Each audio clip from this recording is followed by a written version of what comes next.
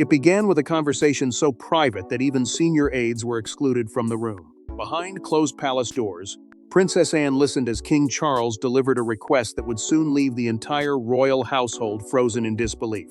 Within hours, whispers spread through corridors usually guarded by silence. Something extraordinary had happened, and no one was prepared for what came next. Before we go deeper into what this really means for the royal family, make sure to subscribe so you don't miss a single update. For decades, the royal family has operated according to an unwritten understanding. Public appearances may fill newspaper headlines, but the most important decisions are often made far from cameras, away from official schedules, and beyond the reach of even the most trusted palace insiders. That is exactly why alarm bells began ringing the moment words spread that King Charles had requested an urgent private meeting with Princess Anne under circumstances that many within royal circles reportedly found highly unusual. According to palace whispers, the meeting appeared on no public agenda. There were no advance briefings, no carefully prepared statements, and no indication that such a significant discussion was about to take place. Even more striking was the level of discretion surrounding the gathering. Staff members who normally handled sensitive royal logistics reportedly found themselves excluded from information they would usually receive as part of routine protocol. Questions were asked quietly. Answers were almost impossible to find. As the hours passed, the atmosphere inside royal circles began to shift. Those familiar with the rhythms of palace life sensed that something was different. Security arrangements around the meeting were said to be unusually strict, with access limited to only a tiny number of individuals. Such precautions were not unheard of, but they were rare enough to attract attention. The secrecy itself became the story. When a monarch and his most trusted sister meet in complete privacy, speculation inevitably follows. Then came the moment that intensified the mystery even further. Princess Anne reportedly emerged from the meeting carrying herself with the same discipline and composure that have defined her entire public life. Yet those who observed her closely claimed there was something else beneath that familiar exterior. She appeared thoughtful, reflective, almost burdened by the weight of what she had just heard. Anne has spent decades navigating crises without allowing emotion to show publicly, which is precisely why the reaction described by insiders became such a powerful source of speculation. Almost immediately, rumors began spreading among aides and palace staff. No one seemed to know exactly what had been discussed, but many believed they were witnessing the beginning of something historic. Some whispered that the king had reached a major decision regarding the future of the monarchy.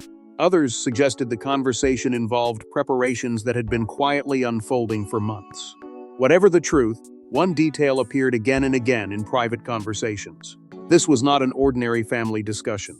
The tension only deepened as more people became aware that something significant had occurred. Conversations reportedly became quieter. Staff members who normally exchanged routine observations found themselves carefully choosing their words.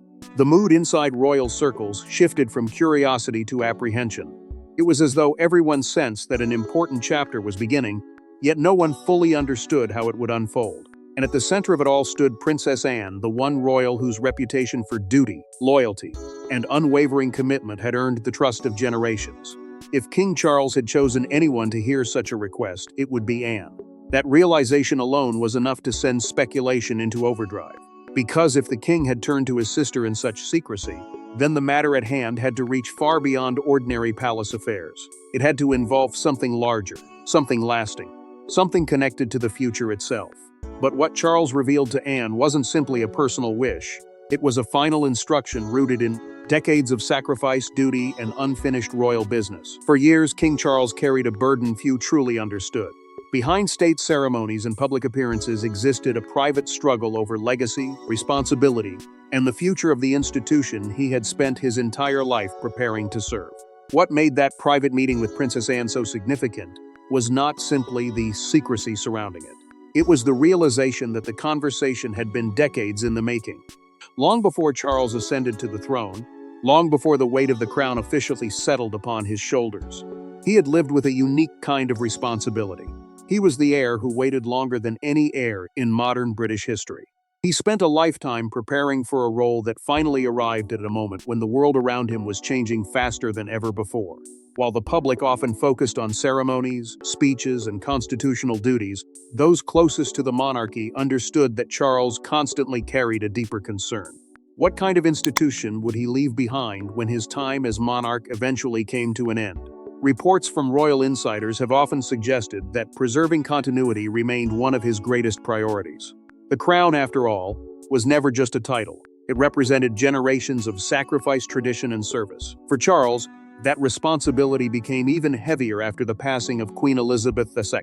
Her reign stretched across 70 years, creating a standard that seemed almost impossible to match. Every decision he made inevitably carried comparisons to the woman who had dedicated her entire life to the monarchy. And according to those familiar with royal affairs, that reality never left his mind. As years passed, another truth reportedly became impossible for Charles to ignore.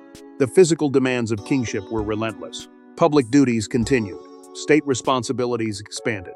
Expectations remained enormous. Yet alongside those obligations came an increasing awareness of his own limitations. The challenges surrounding his health forced difficult reflections about time, legacy, and preparation. Questions that could once be postponed suddenly felt urgent. Decisions that belonged to some distant future now demanded attention in the present. That urgency, according to growing speculation within royal circles, became one of the driving forces behind his private conversation with Anne. Because succession planning was no longer an abstract concept discussed behind palace walls. It was becoming a reality that required careful thought and absolute trust. Charles understood that transitions within the monarchy succeed only when foundations are prepared long before change arrives. Waiting too long could create uncertainty. Acting too soon could create unnecessary concern. Finding the right balance required wisdom, discretion, and someone capable of carrying immense responsibility without seeking recognition for it. That person was Princess Anne. Among all members of the royal family, Anne occupied a unique position in Charles's life. Their relationship was forged not through politics or palace strategy, but through decades of shared experience. They had witnessed the same triumphs, endured the same losses, navigated the same pressures that came with being children of Queen Elizabeth II. Through every chapter of royal history, Anne remained one of the few people who understood not only the demands of monarchy, but also the personal sacrifices hidden beneath it. More importantly, Anne possessed something Charles valued above almost everything else: absolute loyalty to duty. She was known for speaking honestly when honesty was needed, and for placing the institution above personal interest. While others might be influenced by public opinion, political considerations, or family dynamics, Anne had built her reputation on consistency. That reputation made her indispensable at a moment when the king needed complete confidence in the person sitting across from him. As Anne listened, she reportedly began to understand why this conversation could not have been entrusted to advisors, officials, or even other members of the family. The weight of what Charles was sharing demanded more than confidentiality. It demanded understanding. It required someone who remembered the promises, struggles, and lessons that had shaped the monarchy across generations. Someone who could carry those responsibilities forward when others might hesitate. And with every word Charles spoke, the true purpose behind the meeting slowly emerged. This was not merely a discussion about succession. It was not simply about preparing William for the future or protecting the stability of the crown. Beneath every concern, every reflection, and every carefully chosen sentence lay something even more profound. A responsibility rooted in family history itself. A commitment that stretched far beyond Charles's own reign and reached back to the values instilled by the monarch who had guided them both for most of their lives. Yet the deeper Anne listened, the more she realized this was not merely about Charles's future. It was about a promise that stretched back to their mother herself. Before long the public ever heard a word about this final request, a quiet understanding had reportedly existed within the royal family. It was never announced, never written into speeches.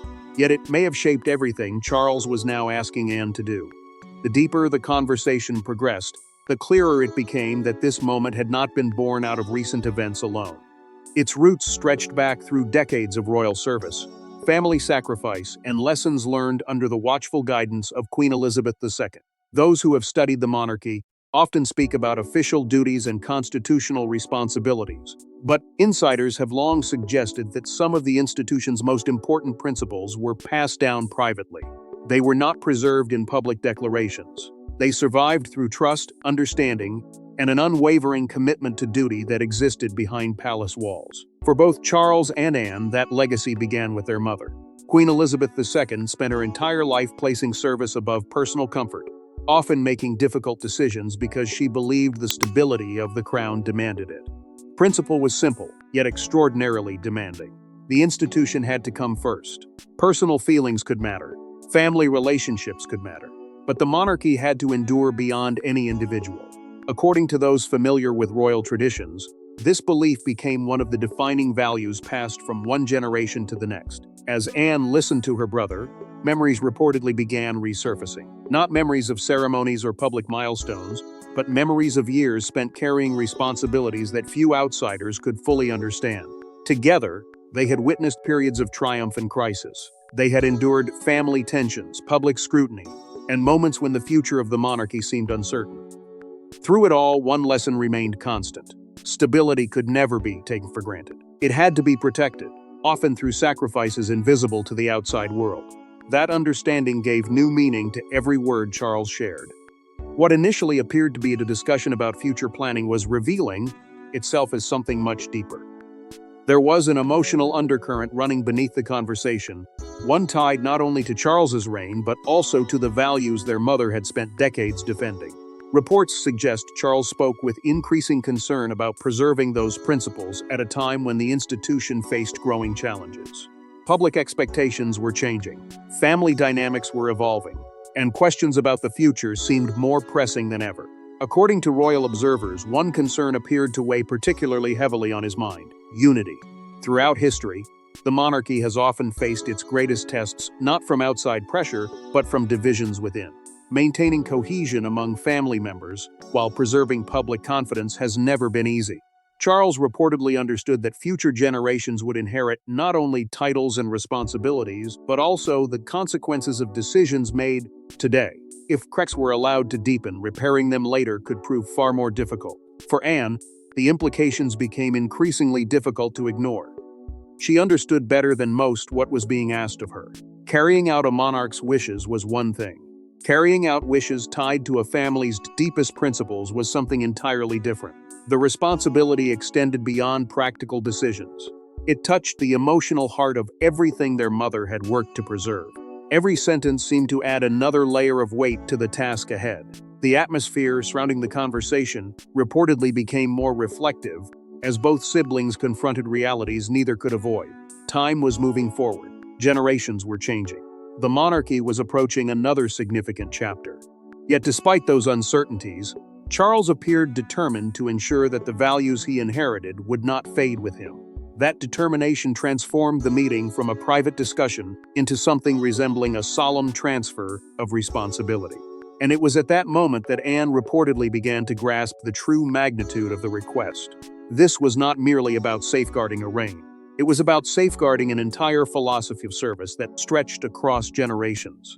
The burden she was being asked to carry would not end with Charles. Its impact could reach far into the future, shaping decisions that had yet to be made and influences that had yet to fully enter the royal spotlight. As the significance of the promise became clear, another startling detail emerged, one that could directly affect the next generation of royals. The king's focus was no longer on himself. According to growing reports, his final concern centered on those who would inherit the crown's responsibilities long after he was gone. By the time Princess Anne fully understood the promise her brother was asking her to protect, the conversation had already moved beyond the present. Charles was no longer speaking as a monarch concerned with his own reign. He was speaking as a father, a guardian of tradition, and a man determined to secure the future before circumstances removed his ability to do so. Those familiar with royal affairs have long suggested that the greatest challenge facing any sovereign is not managing the present day but preparing the next generation to carry responsibilities they cannot yet fully comprehend. That challenge, according to Palace Whispers, had become the central focus of Charles's thinking. At the heart of those concerns stood Prince William. For years, William had been preparing for the role that would eventually become his destiny. Yet, preparation and reality are rarely the same thing. Charles reportedly understood this better than anyone. He had spent decades waiting for the crown, learning firsthand how complicated the transition from heir to monarch could be. The weight of expectation, public scrutiny, family obligations, and constitutional responsibility could transform even the strongest individual. Because of that, Charles allegedly spoke at length about ensuring William would inherit not only the throne, but also a stable institution capable of supporting him when that moment arrived. That concern extended far beyond titles and ceremonies. Stability, according to those close to the monarchy, had become one of Charles's greatest priorities. History had repeatedly shown that periods of transition often created uncertainty. Even small cracks within an institution could become larger under pressure. Charles reportedly believed that careful preparation now could prevent future turmoil later. Every decision being considered was viewed through a single question: how could the monarchy remain strong and trusted for generations to come? As the discussion continued, attention reportedly turned toward Catherine.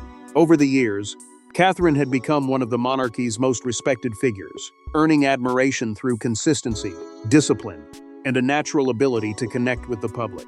Charles was said to recognize the important role she would play alongside William in shaping the monarchy's future. While traditions remained essential, adapting to a changing world was equally important. Catherine represented that balance. She respected the institution's foundations, while helping it remain relevant to modern audiences. According to some insiders, Charles viewed her influence as one of the main contributions moving forward.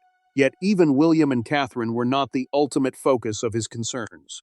The conversation reportedly reached even further into the future, toward the young generation growing up under unprecedented attention.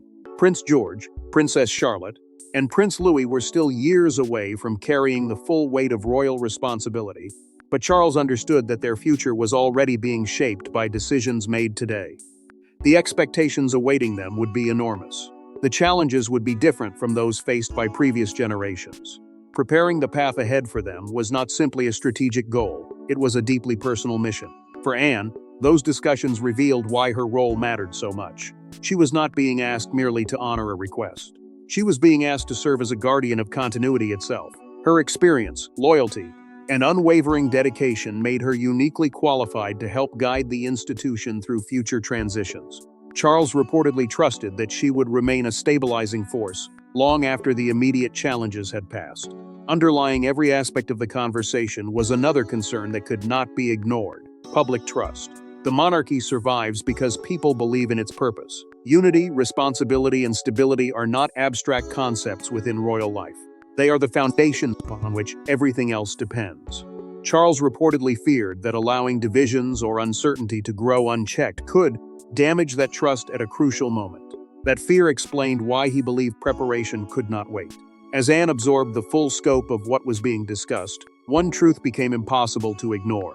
Charles was acting now because he believed the future was approaching faster than many realized. Waiting carried risks.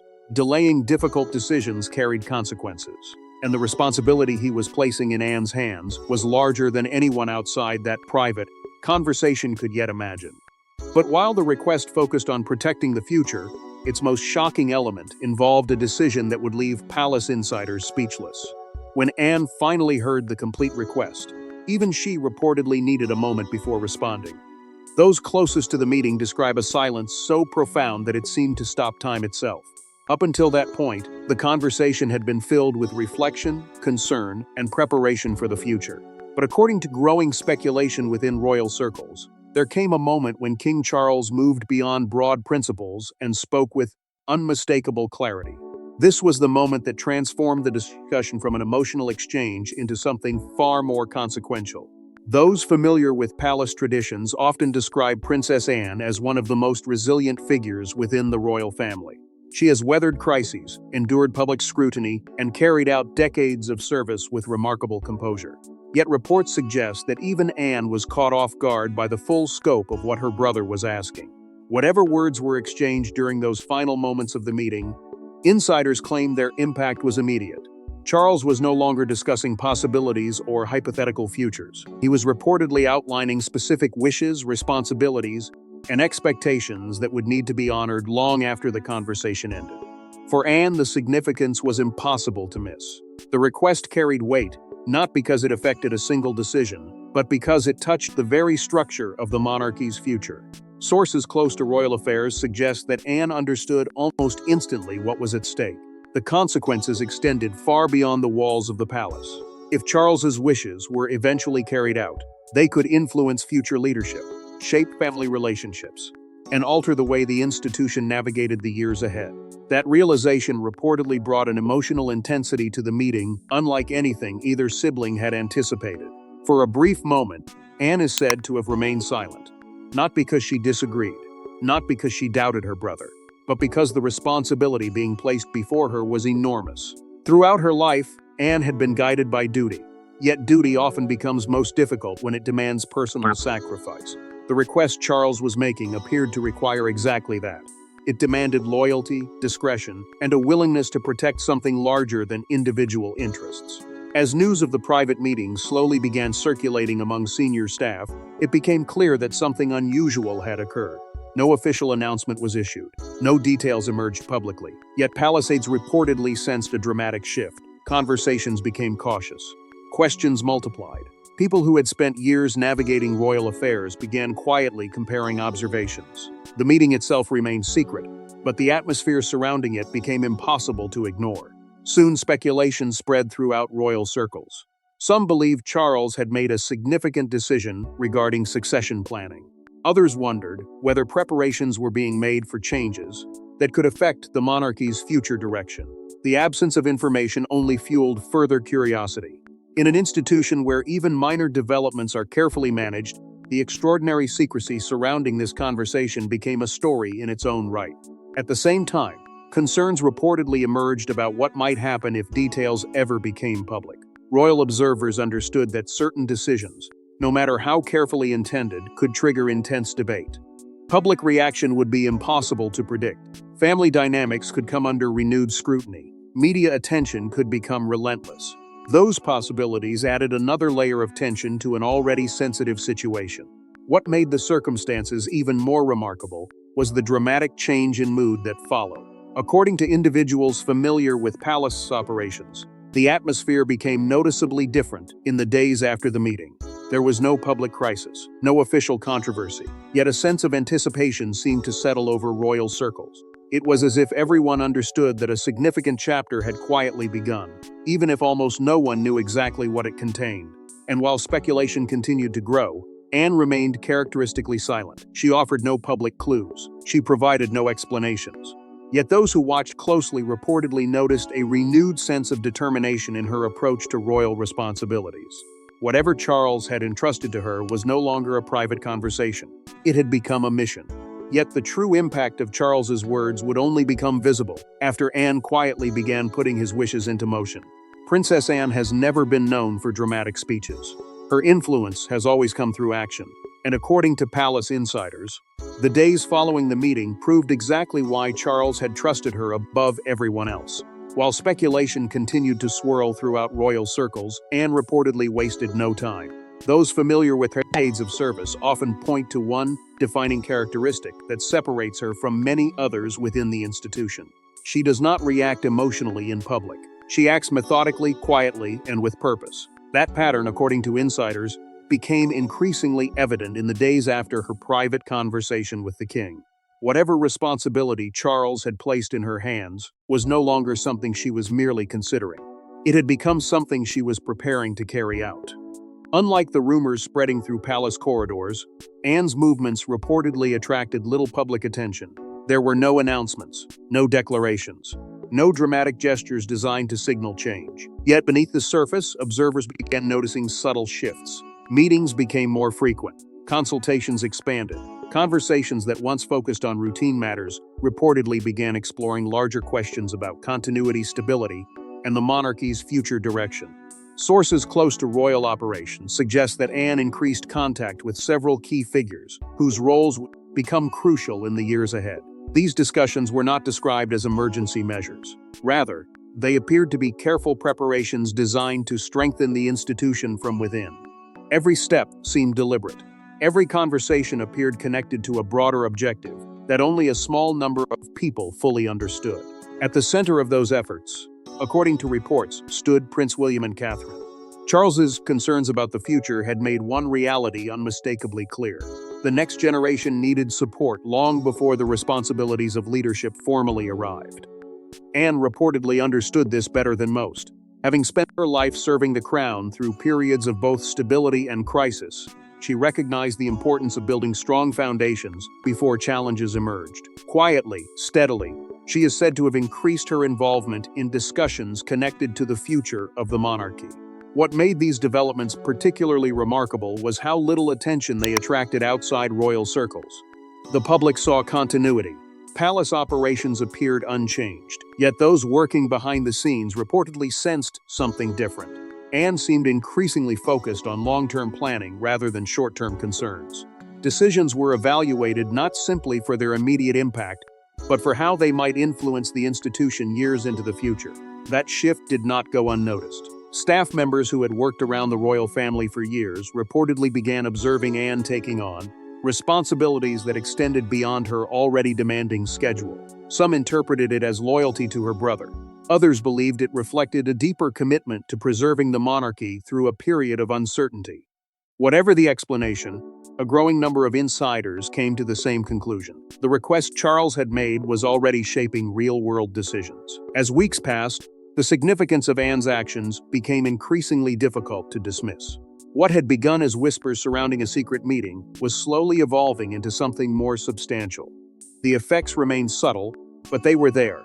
New priorities appeared to be emerging. Existing relationships seemed to strengthen.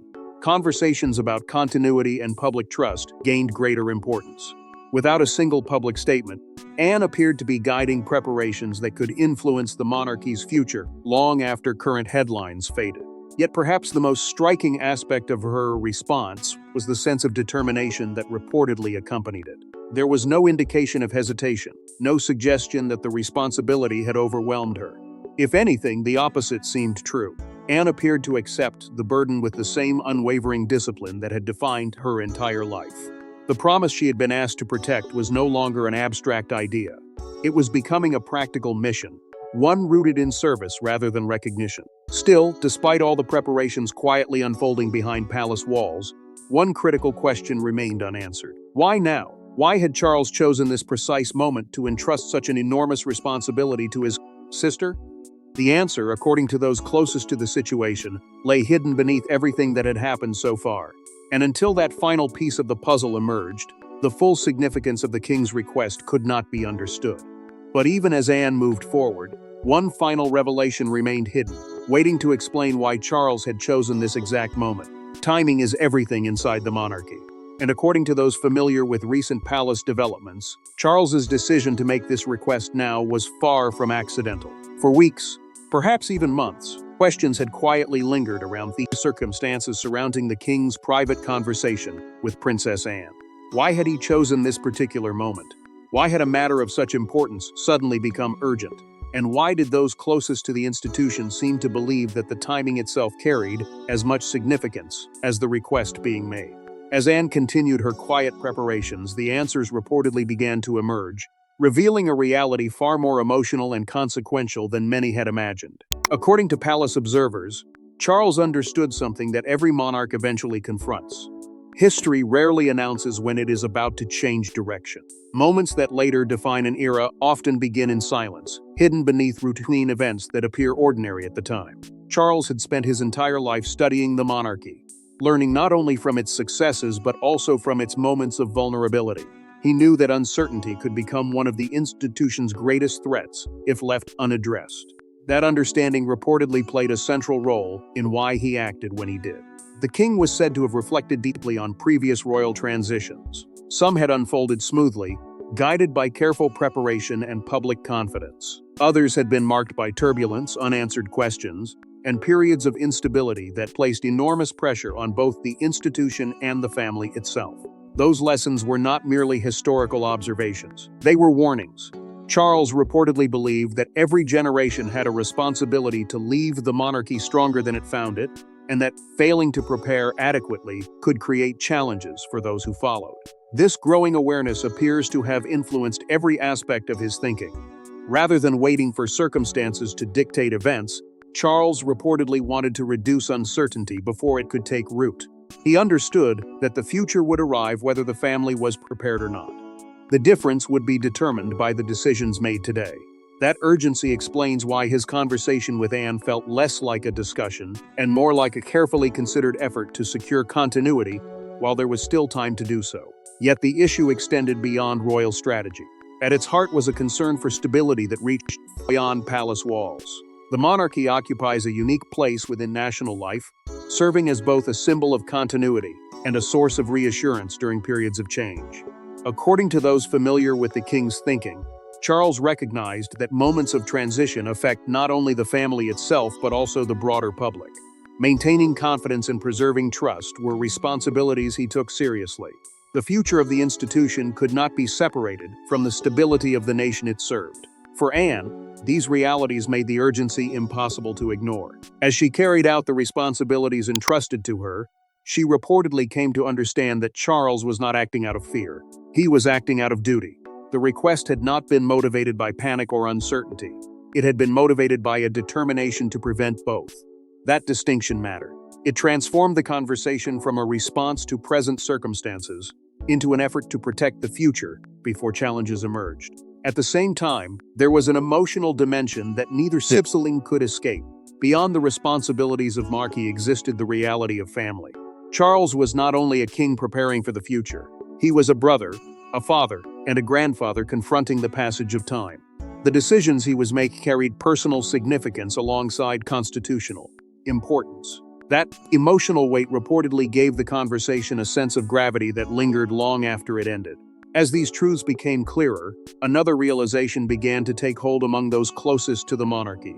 The family was approaching a moment that could eventually be viewed as a turning point, not because dramatic announcements had been made, or because public events had suddenly changed, but because the foundations for the future were quietly being laid behind the scenes. History often moves this way. The most important shifts are rarely recognized while they are happening. And as Anne continued carrying forward the responsibility she had accepted, the significance of Charles's timing became undeniable. He had acted because he believed the moment demanded action. He had spoken because he believed times could no longer serve the future. And in doing so, he may have set in motion decisions whose consequences would reach far beyond his own reign. And as the palace slowly absorbed the weight of what had happened, one final truth emerged from the silence.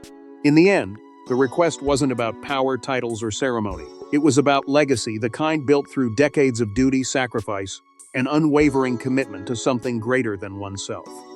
As the palace slowly absorbed the weight of what had happened, a clearer picture began to emerge.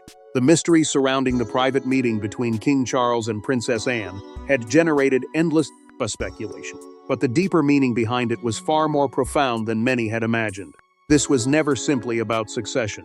It was never merely about preparing for future transitions. At its heart, the conversation was about preserving a legacy that had been shaped across generations and protecting principles that had guided the monarchy through some of its most challenging moments. For much of his life, Charles lived beneath the shadow of history.